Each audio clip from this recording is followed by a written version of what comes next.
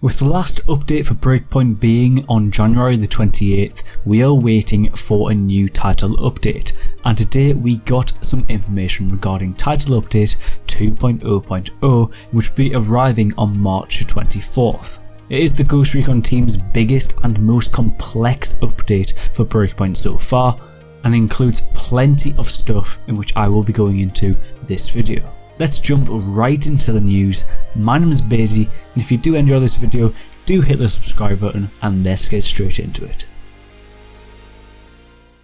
As I said, title update 2.0.0 is going to be the biggest and most complex update for Breakpoint so far, which is extremely exciting. It includes a narrative content tied to episode 2, which will be arriving on March 24th, PvP updates, new classes, many quality of life updates, as well as the new immersive experience for the game, in which is now called the Ghost Experience. Now I did make a separate video based on this. I will link that video down below for you to go check that out, and I will also put the article down below. I will go over a little bit of a rundown of what the Ghost Experience is.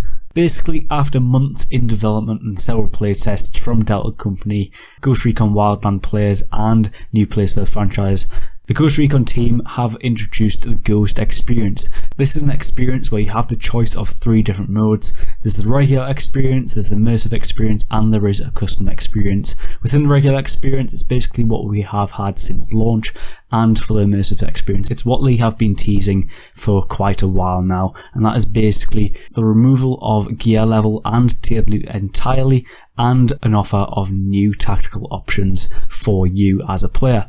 But they have also announced that you have the chance to make your own custom experience, to make Breakpoint feel like your own personal Spec Ops journey. I go into the different settings in my separate video, basically the information regarding like the HUD settings, the health regen, and obviously the stamina management and all that kind of stuff. A few other settings in which you can actually choose. I'm pretty sure there's going to be plenty more settings in which hasn't been mentioned so far, and they have mentioned that they are going to be progressing this experience quite a bit in the future for Breakpoint, so do look out for plenty of updates regarding this in the future. Before I go into any updates regarding what will be coming, I want to talk about episode 2, Deep State. Now this was announced pretty much at the launch of the game with a roadmap, and this was announced to be arriving alongside an adventure for those who have the Year 1 pass.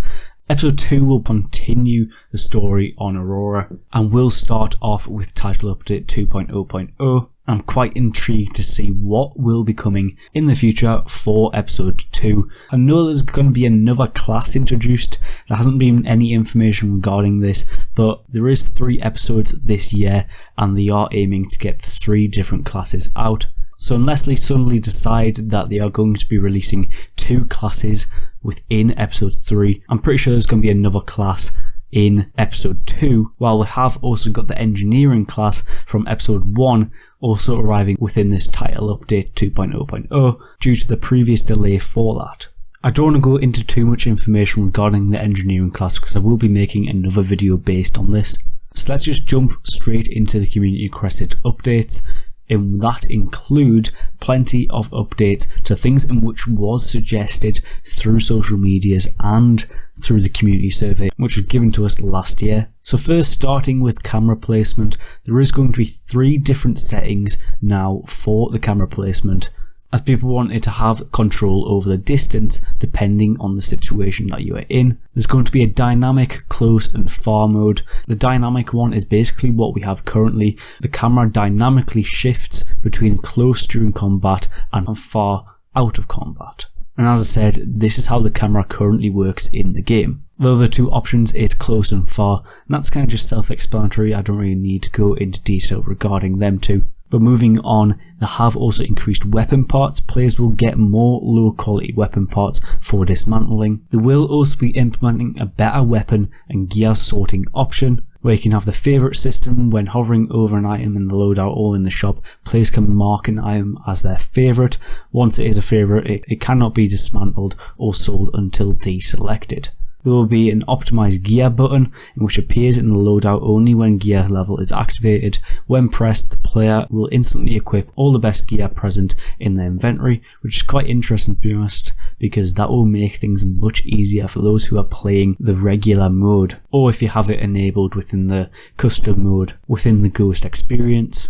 There is also weapons and gear sorting. New sorting options will be added for better usability. The next thing is sell all, something which I am very happy about them adding. Players will now be able to sell all non-favourite and non-equipped items, which is extremely exciting to be honest. I've found so much pain in having to go through each item one by one.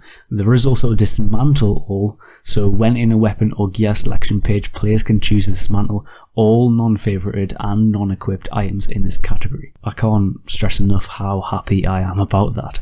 They have also added an option to quick equip new gear and weapons, so when looting an item, players can now equip it immediately by holding a button input as shown in the loot notification window. There is also a walk and hill figures, which was actually hinted towards within the faction missions battle rewards, but looks like we're just getting this through the Maria's shop with the release of the Title Update 2.0.0 update, and you will be able to purchase these figures with scale credits.